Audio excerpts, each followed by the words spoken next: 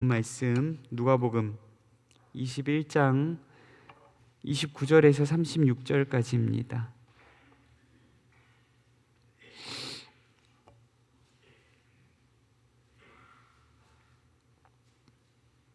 누가복음 21장 29절에서 36절까지입니다. 우리 한 절씩 교독하시고 36절 말씀 합독하도록 하겠습니다. 이에 비유로 이르시되 무화과 나무와 모든 나무를 보라.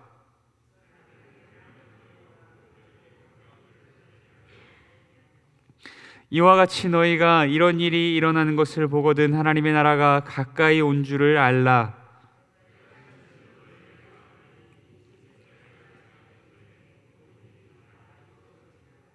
천지는 없어지겠으나 내 말은 없어지지 아니하리라.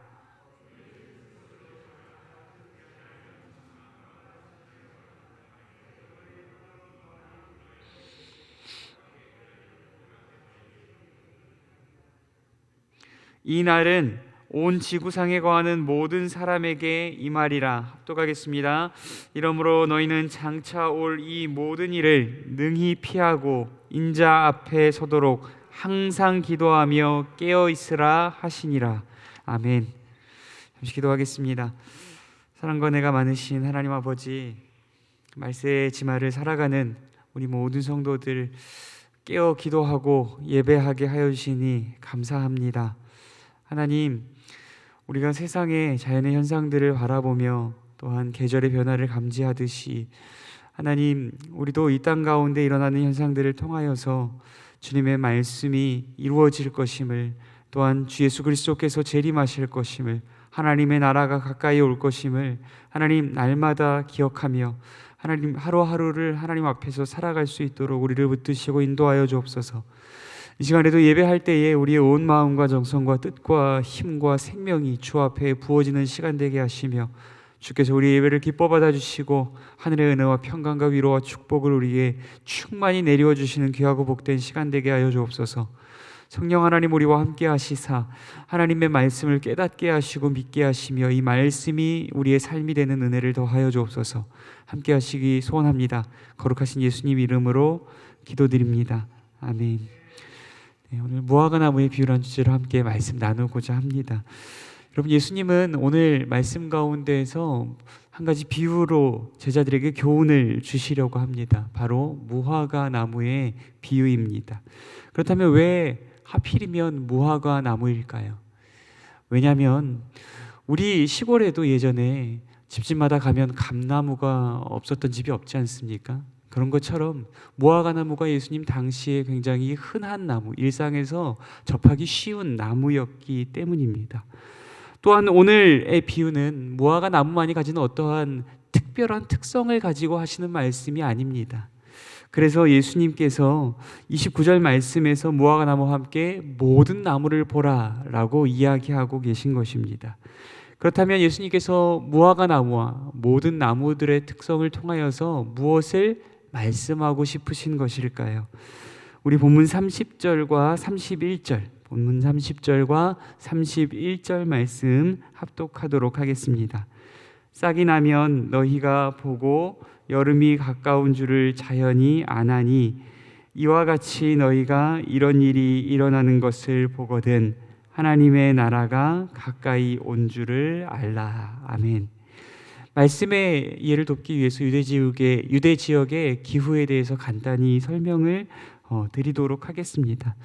우리가 잘 아시다시피 우리나라는 사계절이 뚜렷한 나라입니다. 봄, 여름, 가을, 겨울로 정확하게 나뉘어져 있습니다. 그러나 예수님 당시 유대 지역은 크게 여름과 겨울로 이루어져 있습니다. 이렇게 두 가지 계절로 이루어져 있습니다. 그 여름과 겨울도 우리나라의 기후와는 많이 다릅니다. 우리나라는 어떻습니까? 여름에는 덥고 습합니다. 그리고 겨울에는 춥고 건조합니다. 그러나 유대 지역의 여름은 연중 4월에서 10월까지 정도인데 기온은 32도에서 37도 정도로 아주 덥습니다. 그러나 유대 지역의 여름은 우리나라와 달리 비가 잘 내리지 않습니다. 그래서 건조합니다. 그래서 유대 지역에서는 여름을 건기라고도 부릅니다. 또한 유대 지역의 겨울은 11월에서 이듬해 3월 정도까지 이어집니다. 우리나라의 겨울과 달리 평균 기온이 6도에서 한 14도 정도를 이룹니다. 따뜻합니다. 또한 겨울에는 비가 많이 와서 다습합니다. 그래서 유대 지역에서는 겨울을 우기라고도 부릅니다. 우리나라에서는 추운 겨울이 가고 봄이 오는 것을 어떻게 알 수 있습니까? 앙상했던 나무 가지마다 새싹이 돋고 잎이 나는 것을 통해서 알 수 있습니다. 그렇다면 예수님 당시 유대 지역에서는 봄이 오는 것을 어떻게 알 수 있습니까? 여름이 오는 것을 어떻게 알 수 있습니까? 겨울이 가고 나서 앙상했던 가지마다 새싹이 나고 또한 잎이 나는 것을 통하여서 여름이 오는 것을 알 수 있었습니다. 그래서 예수님께서는 자연 현상을 통하여서 계절이 다가오는 것을 알 수 있듯이 또한 제자들에게도 하나님의 나라가 가까이 오는 것을 알 수 있음을 이야기하고 계신 것입니다. 유대 지역의 여름은 나무가지에 싹이 나는 것을 통해서 알 수 있었습니다. 그렇다면 과연 하나님의 나라는 무엇을 통해서 알 수 있을까요? 하나님의 나라가 가까이 오는 것은 어떻게 알 수 있을까요? 오늘 본문이 속한 누가복음 21장 말씀을 자세히 읽어보면 나옵니다. 예컨대 환난과 핍박과 기근과 지진이며 특히 예루살렘의 멸망을 포함하고 있습니다. 예수님께서 21장을 통해서 말씀하시는 것은 유대에 닥칠 70년의 유대에 닥칠 예루살렘의 멸망을 예고하고 있을 뿐만 아니라 우리 모든 성도가 또한 기다리고 또한 두려워하고 있는 그 마지막 날을 2차적으로 이중적으로 말씀하고 계신 것입니다. 그렇다면 특별히 예루살렘과 유대인들에게 유독 이러한 일들이 일어나는 이유는 무엇일까요? 예수님은 본질의 맛과 기능을 잃어버린 예루살렘 성전과 또한 예루살렘 성과 유대인들을 새롭게 회복하기를 원하셨기 때문입니다. 예수님께서는 유대인들의 멸망을 통해서 새로운 영적인 이스라엘을 만들길 원하셨습니다. 또한 예루살렘 성전을 무너뜨리심으로 자신을 새로운 성전으로 세우기를 원하셨습니다. 또한 예루살렘 성을 무너뜨리심으로 하나님의 도성, 하나님의 나라를 새롭게 세우고자 하셨던 것입니다.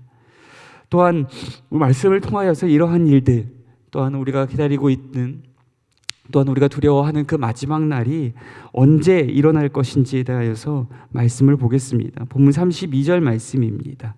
본문 32절 말씀 함께 합독하겠습니다. 내가 진실로 너희에게 말하노니 이 세대가 지나가기 전에 모든 일이 다 이루어지리라.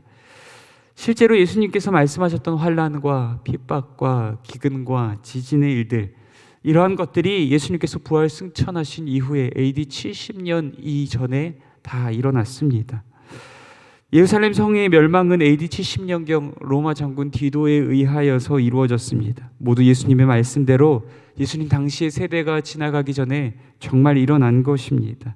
예수님께서는 제자들에게 이런 일들이 앞으로 일어날 것을 말씀하시며 이런 일들이 일어나거든 하나님의 나라가 가까이 온 것을 알라고 말씀하십니다.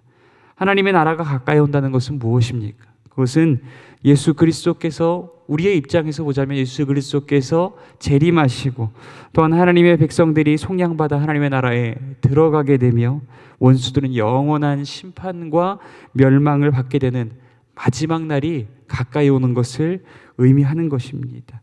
여러분, 그렇다면 말세는 언제일까요? 말세는 예수님께서 부활 승천하신 이후로부터 예수님께서 재림하실 때까지의 모든 시간들을 말세라고 부릅니다. 2000년의 교회사가 모두 말세인 것입니다. 예수님께서 오늘 말씀을 통해서 주시는 교훈들이 있습니다. 우리 말씀 보겠습니다.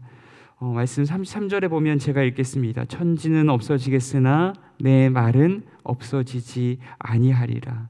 첫 번째로 주님이 주시는 교훈은 누군가는 마치 이 땅에서의 삶이, 이 땅에서의 가치와 물질들이 영원할 것처럼 여기며 살아갈 것이지만 영원한 것은 하나님의 말씀밖에 없다는 것입니다. 하나님의 말씀, 영원하신 하나님의 말씀대로 마지막 날은 반드시 올 것이며 세상의 가치들이 끊어질 그날이 반드시 올 것임을 이야기하고 계신 것입니다. 또한 35절 말씀입니다. 35절 말씀 제가 읽겠습니다. 이날은 온 지구상에 거하는 모든 사람에게 임하리라. 아멘. 마지막 날은 그것이 하나님의 백성이건 혹은 불신자들이건 간에 모든 자들에게 동일하게 임할 것을 이야기하고 있습니다.